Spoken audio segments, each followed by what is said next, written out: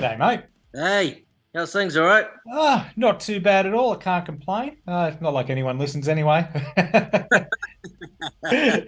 How about yourself? How are you today? Yeah, been very well, thank you. Yeah. Been you know, just chipping away, just at the grind, Well, that's all you can do, really. But I want to say congratulations first off. I know it was only a couple of months ago, but getting signed with Gibson, man, how was that as a guitar player? Was that a pinch yourself, I'm dreaming moment?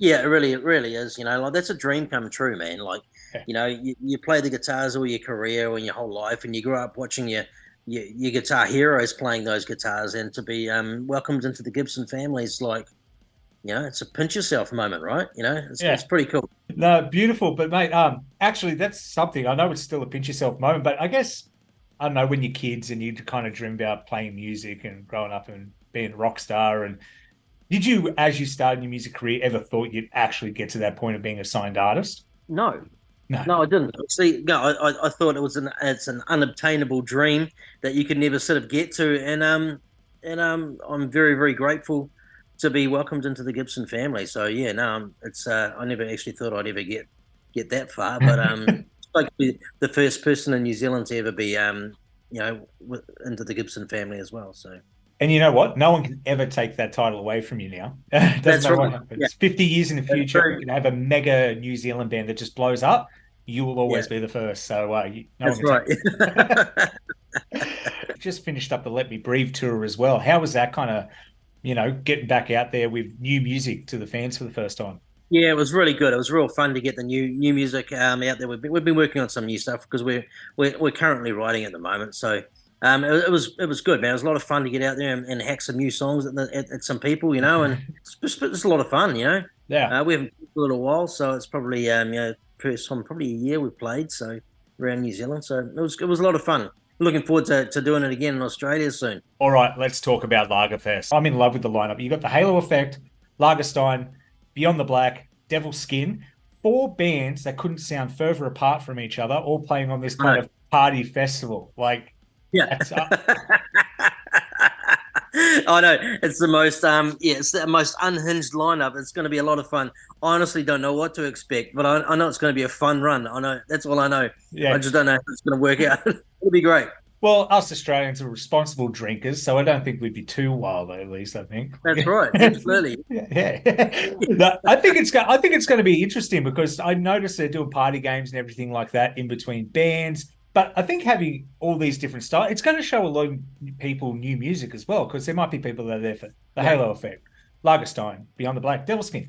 Like I said, if you're a fan of that genre of music, you might not have listened to any other. So I think you're going to be showing a lot of new people your music for the first time as well. Yeah, absolutely. And I think it's going to be introducing the fans to new music and us to new fans. So I think it's win-win, right? Yeah, that's it. Is there anything you're kind of looking forward to do? When was the last time you've come over and toured Australia? We were there last year with the Red Tour. We did a run of dates there, and yeah, it was last year. It was last year. I'm pretty sure. How do you find the fans in Australia compared to the fans over in New Zealand? Or you guys a bit more behaved? Because I've been to a few gigs around this place, and yeah, it's interesting. Oh no, they're fine. Like they're much like the Kiwi crowd. You got to remember, there's so many Kiwis in all your major cities in Australia. So everywhere we go, we've got a lot of friends and family that rock up. So yeah, everyone's on par, man. I reckon it's an equal playing field. Yeah, no, well, we've got to keep up with one another. There's a That's reputation right. there. Yeah, Do you have any fond memories from the last tour of Australia? Anything that kind of sticks out? yeah. I think like getting to Adelaide for the first time, because we've never played in Adelaide before. So like getting there for the first time was pretty cool, man. We've never been down there, So, yeah, I think that's going to be, and obviously finishing the tour, in Melbourne Yeah. was pretty cool. That was a good night. I think we did a festival there as well.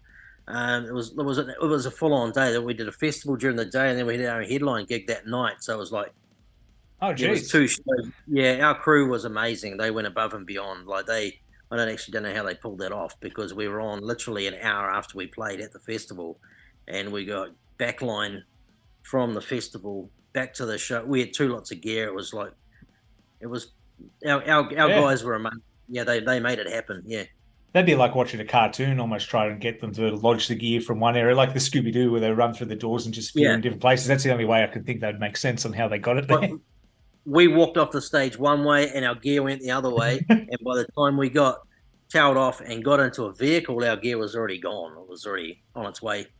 And by the time we got to the venue to go and do our next set, yeah, it was on stage and it was all line checked. Those guys are they're rock stars. They're the rock stars. Yeah, yeah. The amount of effort if you get to a gig Yeah, early enough, and I've been to plenty now, just seeing all the effort the crew put in, especially on these big ones. You look at bands like Iron Maiden, I think is a really good example, and what that crew does to get that show put up in such a short amount of time.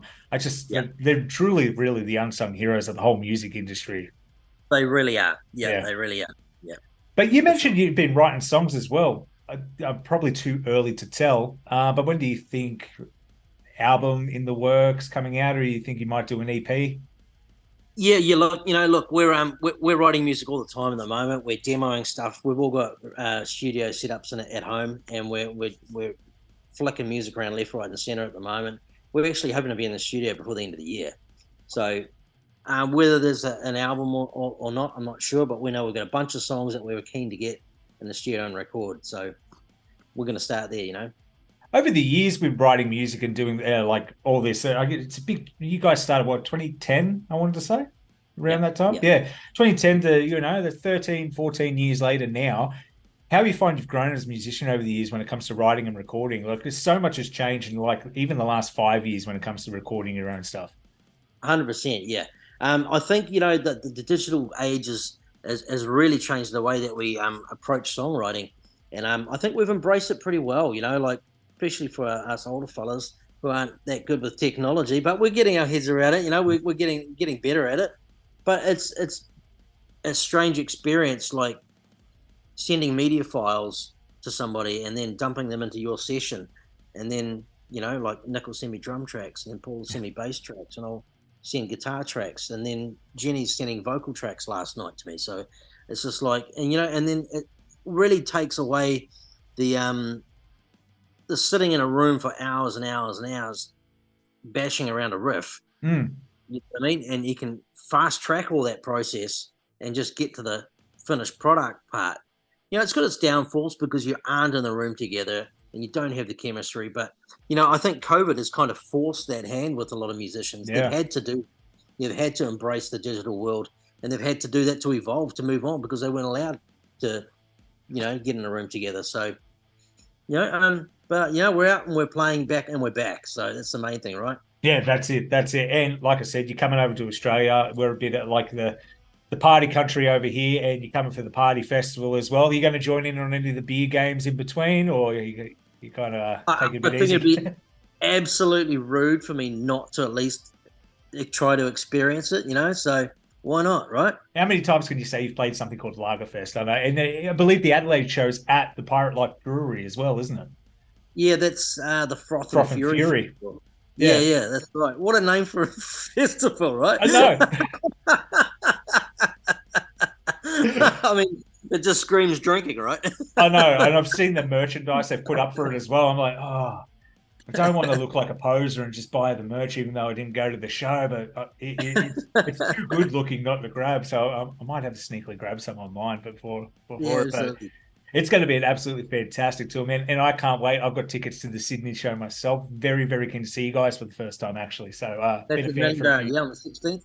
Yep. I think there's like after the Auckland and the Christchurch show, there's a travel day, and then there's one day off, and then I think there's like it's like 8 or 10 gigs in like 12 days or something like that. Yeah. There's 2 days downtime. There's no downtime at all. It's just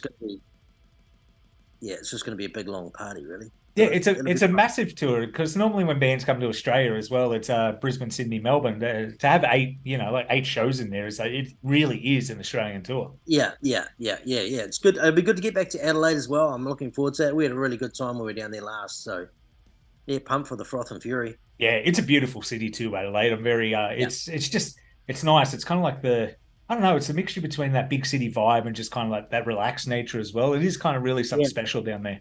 Yeah, it's really reminds me of New Zealand actually. Just the whole vibe there.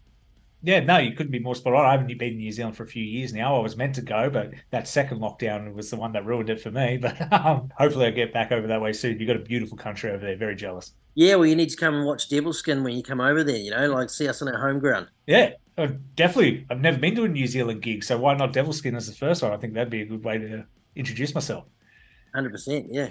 Beautiful, mate. Well, thank you for your time tonight. It's been an absolute pleasure. I cannot wait to see you at Lagerfest and everyone going to Froth and Fury. You're going to have an awesome time there as well. I'm very jealous. Did you have anything you wanted to say before I let you go this evening? Honestly, I just want to say, can't wait to catch up with our friends and family at some of these shows over there, and we're going to be bringing our A game. So we'll see you real soon. Beautiful, mate. Thank you so much. You have a good one. Thanks very much for your time. Cheers, eh?